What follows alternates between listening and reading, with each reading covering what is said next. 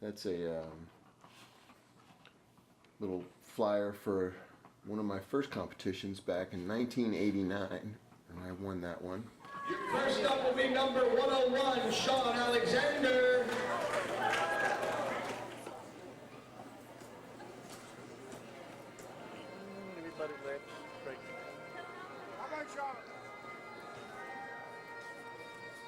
You had to use drugs if you wanted to do well at all.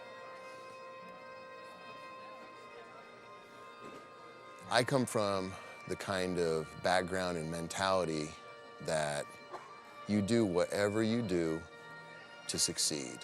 At least that's how I was. It didn't matter what you did as long as you won. A friend of mine who was a very famous fitness personality and back in the 60s and 70s, very famous guy. Somebody asked him one time what the greatest secret to bodybuilding was, and he said, a person who has the ability to handle the most drugs will be the biggest champion.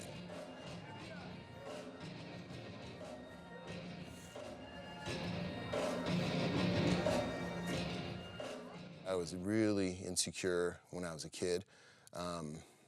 I didn't feel as good as anybody else or as everybody else, like a lot of people out there. So I had to be someone that I really wasn't. You know, inside I knew that I was kind of hiding away, trying to escape and trying to be this action hero, bodybuilder, you know, what have you. I went to a school that was a big fitness college, big fitness school, a lot of bodybuilders there. A lot of people had access to things like that. So that made it the opportune time to actually start, you know, using real steroids, real anabolic steroids. First thing a lot of guys do when they get into bodybuilding, which I don't think is right, first thing they do is go and try and find somebody who has steroids or, you know, things they can use to build their body up before they even find a gym. There was a period of 5 years where I just wanted to see what I could do. I didn't want to feel like I was absolutely dependent on this factor. So I went and didn't take anything except natural supplements for 5 years. And there was a national qualifier for drug-free. And so I did that, and I was top 5. But being my first venture into drug-free bodybuilding, I really didn't know the little tricks that I needed to do. I wasn't used to training that hard. When you train naturally for a show, it's a lot harder than training on drugs.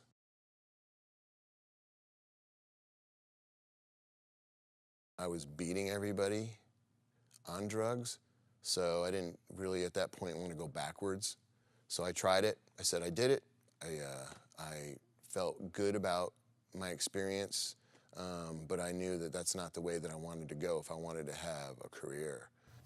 My 27 years of competing in bodybuilding competitions was full of many victories, some happy, some sad. Probably my most notable achievement for me was setting a world record in the deadlift in an organization that was recognized worldwide, and then I ended up breaking my own world record after I set the world record. Unfortunately, there were health complications that I had later on in my lifetime that were caused from the use of anabolic steroids. One of the things that anabolic steroids do is they cause gallstones to build in your gallbladder. The gallbladder is responsible for holding bile in it, and it secretes bile into your stomach when you eat fat, any kind of fat. So my gallbladder was not able to secrete any bile at all. In fact, that bile sat in there and sat in there and sat in there for probably years. So I just ignored it until one day I just dropped. I couldn't take the pain anymore, and I actually, that's when I got rushed to the hospital. My gallbladder actually ruptured. It was turning into mush inside of me because the poison that was building up from all this bile in there was just causing it to decay, and eventually it just ruptured. The poison went through me, and I actually went into cardiac arrest.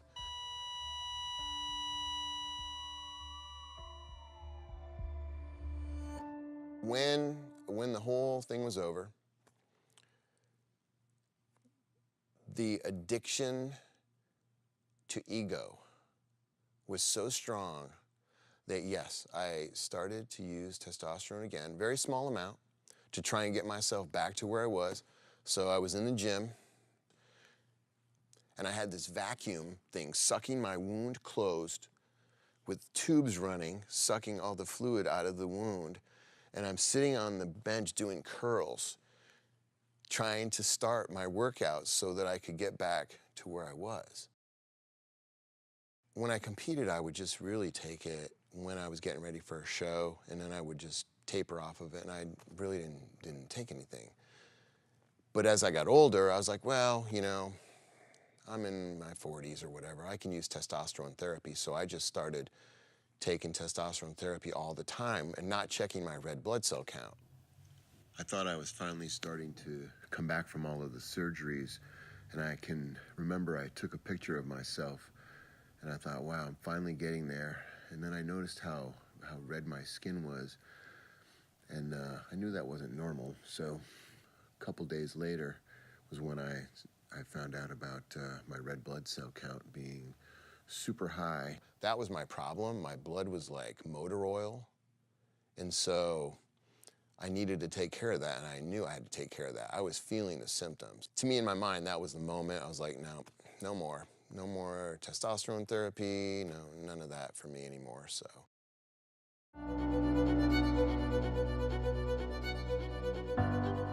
It's an experience that I had to have to be who I am right now. If I hadn't taken steroids, I couldn't tell people about them. I think everybody puts on masks every day. I think I put on more than other people. I had to put on those masks to make me feel better about who I was as a person. I'd say if somebody's gonna get into it, to remember that with bodybuilding or without it, you need to know who you are as a person.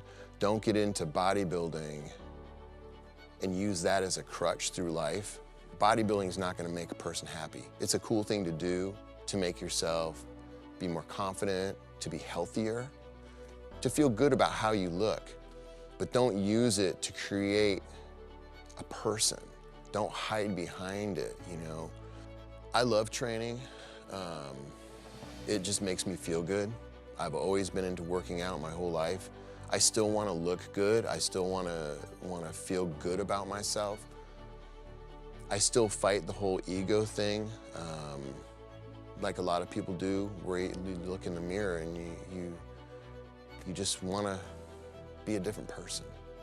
You want to look taller, or you want to have bigger arms, or you want to have a smaller nose, or whatever. Everybody's got those things that they think about themselves. But I want to eventually be able to take off all the masks and not have that inside of me anymore and think about that. To me, that's true freedom.